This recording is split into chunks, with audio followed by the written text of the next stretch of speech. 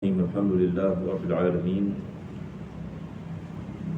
Wassalatu wassalamu ala asyrafil anbiya'i wal mursalin Sayyidina Muhammadin wa ala alihi wa sahbihi ajma'in. InsyaAllah pada jemaah dirahmati Allah, kita akan meneruskan pengajian di dalam kitab Bidayatul Hidayah karangan Al-Imam Hujjatul Islam Al-Ghazali rahimahullah ta'ala. Dan pada minggu yang lepas kita sedang membicarakan berkenaan dengan adab-adab bangun daripada tidur. Maka beliau menukilkan doa yang dibaca. Jadi hari ini insya-Allah kita akan meneruskan kepada bahagian yang seterusnya. Beliau mengatakan, apabila engkau memakai pakaianmu, maka hendaklah engkau niatkan dengan menjunjung perintah Allah pada menutup auratmu, dan janganlah engkau berniat dengan berpakaian itu untuk menunjuk-nunjuk kepada makhluk. Kalau begitu engkau akan mendapatkan kerugian. Yani setelah beliau membicarakan adab yang dibangun daripada tidur, beliau membicarakan adab memakai pakaian. Dan daripada adab memakai pakaian adalah kita meniatkan dengan memakai pakaian mengikuti akan perintahnya Allah Subhanahu wa taala. Maka beliau memberikan misal daripada niat kita apabila kita nak memakai pakaian. Kita niat dengan memakai pakaian itu untuk melaksanakan perintah Allah, iaitu menutup aurat. Seperti mana Islam mewajibkan kita menutup aurat kita. Maka aurat ini bagi lelaki adalah apa yang di antara pusat ini dengan lutut. Aurat ini bagi wanita adalah seluruhnya ni badan, melainkan muka dengan telapak tangan. Jadi apabila kita memakai pakaian, kita meniatkan kita menutup ini aurat yang diwajibkan oleh Allah Subhanahu wa taala. Perkara yang kedua juga, kita niat dengan memakai daripada apa yang dipakai oleh Nabi sallallahu alaihi wasallam, maka kita mendapat pahala wajib dan kita mendapat pahala sunnah. Dan Nabi SAW ada jenis-jenis pakaian yang disukai oleh beliau, yang dipakai ini oleh beliau. Salah satu daripada misalnya adalah dalam bahasa Arab apa yang dikenali sebagai Al-Qamis. Ini seperti mana dalam Syama'il disebutkan bahawasanya pakaian yang paling disukai oleh Nabi SAW adalah Al-Qamis. Al-Qamis kalau dalam bahasa kita zaman sekarang jubbah. Walaupun dalam bahasa Arab qamus, al-qamis yang dimaksudnya baju, tetapi asal yang perkataan ini al-qamis yang dimaksudkan dalam hadis adalah jubbah. Dan Nabi SAW juga menyuka pakaian putih dan sebagainya. Tetapi sekurang-kurangnya bagi seorang Muslim adalah dia meniatkan menutup untuk menutup ini auratnya.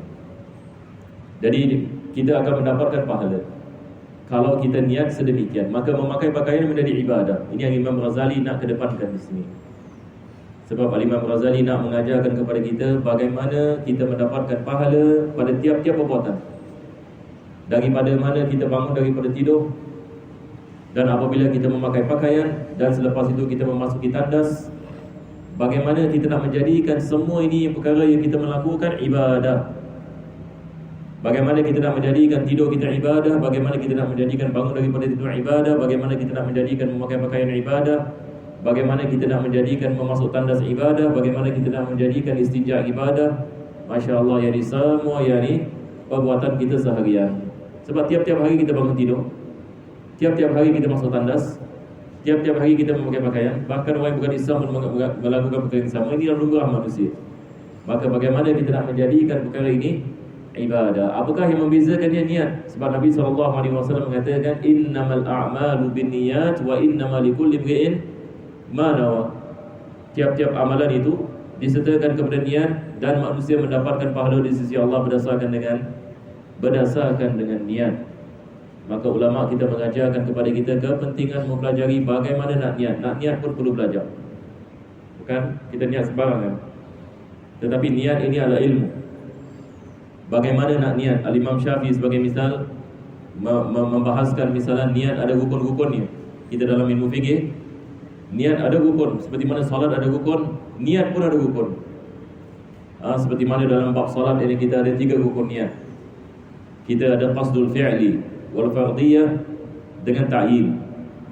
Qasdul fi'li, fardiyah, ta'yin. Dan selepas itu kita ada perkara yang disunatkan dalam niat dan perkara yang tidak disunatkan dalam niat, perkara yang diwajibkan dalam niat dan perkara yang tidak diwajibkan dalam niat. Maka bagi tiap-tiap bab dalam ilmu fikih bahas ini dalam niat. Sebelum apa-apa, sebelum kita belajar bab wudu, nak belajar niat dulu. Sebelum ini bab salat, belajar niat dulu. Sebelum ini melakukan haji dan umrah, nak kena belajar tentang niat dulu. Sebab ini adalah asalnya.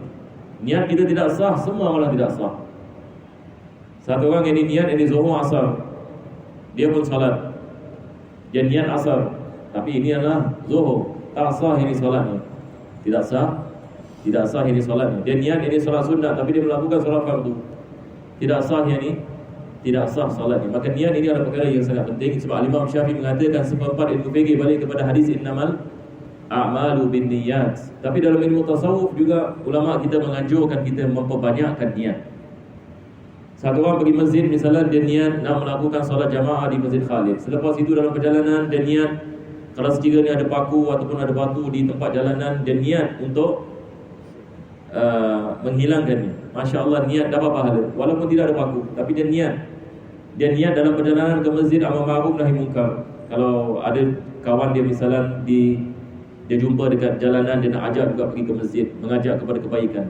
Dan kalau ada kemungkaran ini yang berlaku, dan niat ini untuk mencegah kemungkaran, dan niat itu untuk merendahkan pandangan, dan niat ini untuk melakukan zikrullah, dan niat untuk membaca apa yang dibaca Nabi SAW apabila dia pergi ini ke masjid, dan niat untuk silaturahim dengan jamaah, dan niat ini untuk dia melakukan kebaikan misalnya, untuk menolong ini orang ini sedang susah dan sebagainya. Jadi pergi ke masjid saja, Masya Allah, kita boleh ada 100 niat. Kita boleh 100 niat. Maka kita akan mendapatkan pahala oleh Allah. Sebab Nabi SAW mengatakan, wa innama likulli imri'in ma nawa. Nabi mengatakan tiap-tiap manusia mendapatkan pahala daripada apa yang dia niatkan. Ini adalah daripada keindahan yang di agama kita, agama Islam. Islam mengajarkan kepada kita keindahan ini supaya kita dapat semangat ini untuk melaksanakan kebaikan. Dan dengan itu manusia juga mendapatkan manfaat ini daripada kebaikan yang kita menunjukkan. Mudah-mudahan Allah menjadikan kita di antara mereka-mereka yang menjadi sebab ini kebaikan, dan Allah Subhanahu wa taala sentiasa membukakan bagi pintu kebaikan insya-Allah, dan taufik dan hidayah. Maka beliau mengatakan, dan janganlah engkau berniat dengan berpakaian itu untuk menunjuk-nunjuk. Jadi kadang-kadang niat pun menjadi masalah apabila niat maksiat pula. Satu orang yang dipakai pakaian niat sombong, yakni supaya dia nak menunjuk-nunjuk kepada orang lain, dari sifat riya, nak menunjuk-nunjuk, maka jadi maksiat pula. Ini lagi satu masalah. Jadi niat pun, salah niat pun masalah. Kalau salah niat, masalah. Satu orang ini dia niat yakni untuk dia keluar daripada rumah, dia melakukan maksiat, maka perjalanannya menuju yakni kepada maksiat, maka dia mendapatkan dosa. Kita dalam ilmu fikih misalnya, satu orang kalau musafir niat maksiat tidak dapat rukhsah sebagai safar. Sebab niat dia, walaupun dia belum lagi melakukan maksiat, tetapi tidak dibolehkan bagi dia melakukan jamak, tidak dibolehkan bagi dia melakukan qasar, tidak dibolehkan bagi dia sabu atas khuf ini 3 hari dan 3 malam. Apa sebabnya? Sebab niat dia adalah untuk melakukan maksiat, maka dia tidak mendapatkan rukhsah. Maka satu orang kalau memakai pakaian niat menunjuk-nunjuk, maka itu adalah maksiat. Dia mendapatkan dosa.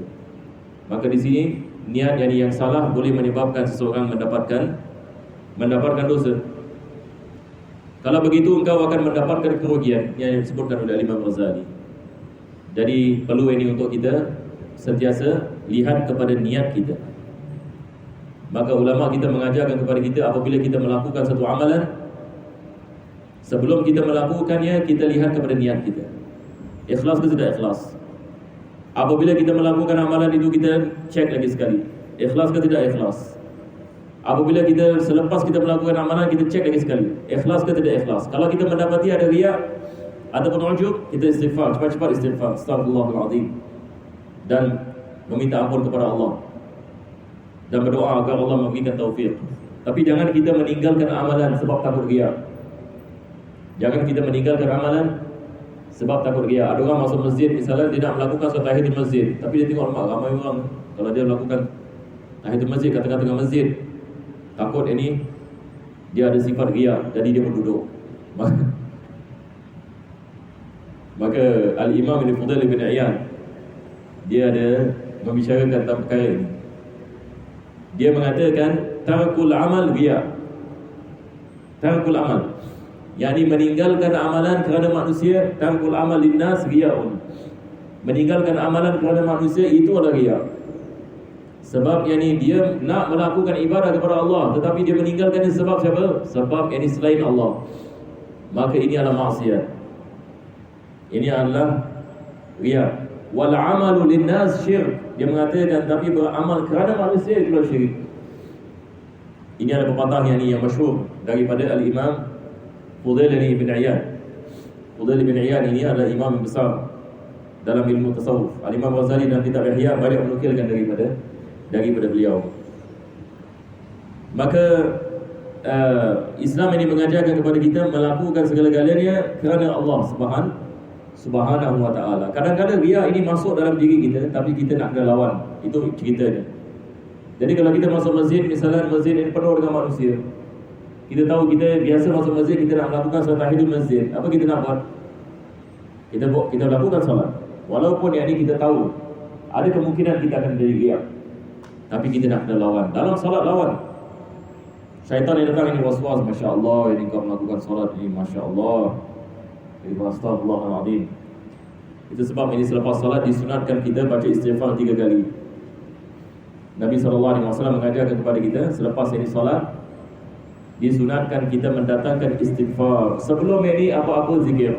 Astagfirullahaladzim, Astagfirullahaladzim, Astagfirullahaladzim. Apa sebabnya? Sebabnya ada kita istighfar bagi kekurangan yang ada dalam salat. Sebab dalam salat ini kita ada riya, dalam salat ini kita tidak ada khusyuk, dalam salat ini kita memikirkan maksiat dan sebagainya. Maka kita istighfar kepada Allah Subhanahu wa taala atas kekurangan ini yang kita melakukan di dalam salat, supaya yani Allah yang menerima amalan kita insyaallah taala. Seterusnya Imam Ghazali membicarakan tentang adab-adab masuk tandas. Jadi ini sekuensnya ya. Imam Ghazali dia menulis kitab ini ikut kepada sekuens amalan manusia. Kita manusia ini bila kita bangun daripada tidur, apa kita buat? Kita menutup ini aurat kita sebagai misal. Kita memakai pakaian. Selepas itu yani kita biasanya akan masuk ke dalam tandas. Jadi apabila kita nak masuk ke dalam tandas, apakah yang diajar oleh Islam? Apakah adab-adab ini yang diajar oleh Islam sebelum ini kita masuk ke dalam tandas? Dan Nabi SAW menunjukkan kepada kita sunnah-sunnahnya. Apa yang sepatutnya kita melakukan apabila kita masuk ke dalam tandas. Maka beliau mengatakan apabila engkau mahu masuk ke dalam tandas untuk menunaikan hajatmu, maka dahulukanlah kakimu yang kiri. Dan ketika engkau keluar daripadanya, maka dahulukan kakimu yang kanan. Dan janganlah engkau membawa sesuatu yang ada padanya tulisan nama Allah dan Rasulnya. Dan jangan pula engkau masuk ke dalam tandas dengan keadaan tidak menutup kepala atau tidak berkasut. Dan baca olehmu ketika hendak masuk ke dalam tandas doa Bismillah, a'udzu billahi minal rijsin najis al-khabisil mukhbis asy-syaitanir rajim. Jadi Imam Ghazali pertama sekali beliau mengatakan, apabila engkau masuk ke dalam tandas untuk menunaikan hajatmu, maka dahulukanlah kakimu yang kiri. Yani Nabi SAW mengajarkan kepada kita apabila kita masuk daripada tempat yang bersih kepada tempat yang kotor, sentiasa mulakan dengan yang kiri. Dan tandas ini adalah tempat yang kotor, sebab dia adalah tempat yang mana manusia membuang najis. Dan dia adalah tempat yang mana di dalamnya tempat yang diinabi oleh syaitan. Jadi apabila kita masuk ini ke dalam tandas, kita masuk kepada tempat yang mana syaitan menjadikannya sebagai rumahnya. Allah Subhanahu wa taala melaknati syaitan, melaknati iblis. Dan Allah Subhanahu Wa Taala menjadikan tempat tinggal mereka di tempat yang mana dibuang najis. Jadi di mana tempat yang ini ada najis, jadi di situ ini ada syaitan. Maka tandas ini dia ada tempat yang mana syaitan berada di dalamnya. Jadi apabila kita masuk ini ke dalam tandas, perlu kita faham kita sedang ini masuk ini ke dalam teritori ini syaitan. Dan masalahnya syaitan ini kita tidak dapat melihatnya, tapi dia dapat melihat kita. Kita tidak dapat melihat syaitan, akan tetapi dia dapat melihat kita. Maka ini adalah perkara yang bahaya. Musuh kita ini adalah musuh yang mana kita tidak dapat melihatnya, tetapi dia dapat melihat kita. Jadi apa yang harus kita melakukan adalah berlindung kepada Allah Subhanahu Wa Taala. Sebab hanya Allah boleh menjaga kita daripada dia. Hanya Allah Subhanahu Wa Taala menjaga kita daripada syaitan. Maka Nabi SAW mengajarkan kepada kita bagaimana kita nak menjaga diri kita daripada gangguan syaitan apabila kita masuk ke dalam tandas. Jadi caranya ada dengan kita mengikuti sunnah-sunnah Nabi SAW. Maka dalam mengikut ini sunnah Nabi, ia menjadi sebab yakni Allah menjaga kita daripada kejahatan syaitan dan jin, dan juga daripada kejahatan manusia. Jadi pertama sekali Nabi SAW mengajarkan kepada kita masuk ke dalam tandas dengan kaki kiri. Masuk ini ke dalam tandas ini dengan yakni kaki kiri. Ini adalah sunnah. Dan sebelum ini kita masuk ke dalam tandas, disunatkan kita membaca doa. Doa yang biasa kita baca riwayat Imam Tirmidzi. Al-Imam Ghazali menukilkan riwayat yang lain di sini. Biasanya kita baca doa apa? Allahumma inni a'udzubika minal khubthi wal khaba'is. Ini yang biasa ini kita daripada kecil kitab biasa kita baca ini doa ini. Ini yang masyhur. Walaupun Al-Imam Ghazali menukilkan riwayat yang lain, maknanya sekali orang sama. Kita berlindung kepada Allah Subhanahu Wa Taala minal khubthi wal khaba'is. Salah satu daripada nama yang syaitan lelaki dikenali yang sebagai khubuz. Khubuz ini jamak khabith. Khabith ini dalam bahasa Arab adalah sesuatu yang jahat. Khabith. Bila kita mengatakan sesuatu ini khabith, ini maksudnya kejahatan. Orang ini jahat. Jamaknya adalah khubuz. Ini adalah syaitan lelaki. Selepas itu khaba'is, ini adalah jamak bagi khabithah. Ini adalah syaitan perempuan. Daripada hadis ini kita dapat tahu syaitan ini ada jantina. Ada syaitan yang lelaki, ada syaitan dan perempuan. Dan juga daripada hadis ini kita mendapat tahu bahawasanya syaitan ini dia beranak. Dia banyak. Yang ini dia beranak. Ada lelaki dan ada perempuan. Dan Nabi SAW mengajarkan kepada kita berlindung daripada kejahatan syaitan yang lelaki dan daripada kejahatan syaitan yang ini perempuan. Jadi apabila yang kita membaca doa ini, insya-Allah Allah akan menjaga kita. Selepas itu beliau mengatakan disunatkan kita menutup kepala dan disunatkan kita memakai alas kaki, sebab ini adalah daripada tempat yang mana syaitan boleh mengenakan mudaratnya kepada manusia. Kepala dan juga kaki. Ini adalah daripada bahagian yang Nabi SAW mengajarkan kepada kita untuk kita menutupnya. Ada hikmah ini di sebaliknya. Ini adalah perkara kita tidak memahami ini dengan apa yang kita lihat. Sebab kita tidak lihat apa-apa bila kita masuk tandas. Tetapi ada benda-benda yang dilakukan ini yang dilakukan oleh syaitan yang kepada manusia. Jadi di rumah kita sekurang-kurangnya tandas kita mesti ada selipar. Orang Islam tandas ini sekurang-kurangnya ada yang ini selipar. Dan selipar murah saja. Kita boleh beli yang ini $1, $2 kita mesti penjemput harta. Tetapi dengan niat mengamalkan sunnah dapat pahala. Tiap-tiap kali kita masuk tandas pakai selipar dapat pahala. Kita alhamdulillah di Masjid Khalid, ya, biasanya di masjid-masjid ini juga ada selipar. Tapi kadang-kadang kita masuk juga tandas ini tidak ada selipar. Jadi kita memastikan rumah kita sekurang-kurangnya tandas yang kita masuk ada selipar supaya kita mendapatkan pahala sunnah. Dan juga menutup kepala.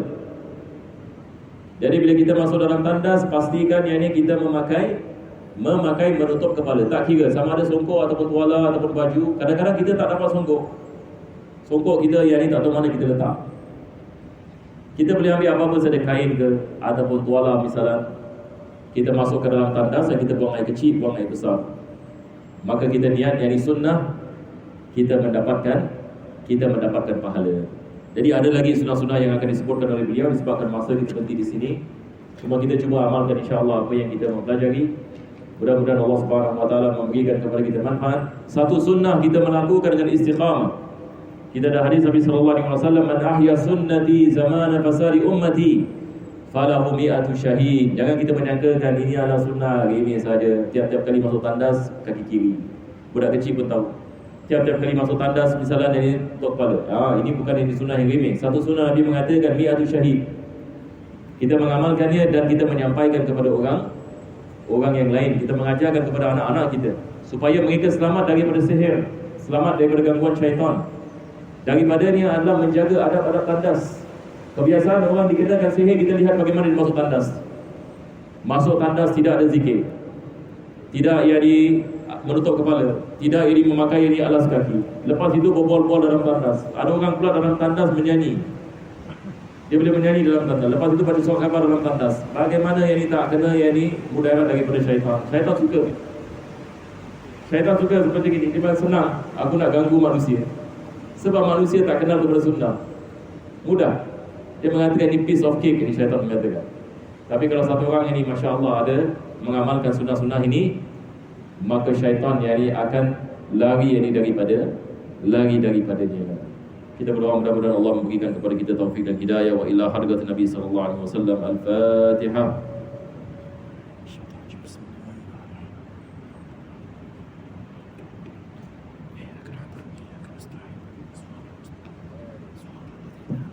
آمين آمين آمين يا رب العالمين. ربنا تقبل دعانا إنك أنت السميع العليم وتب علينا يا مولانا إنك أنت التواب الرحيم.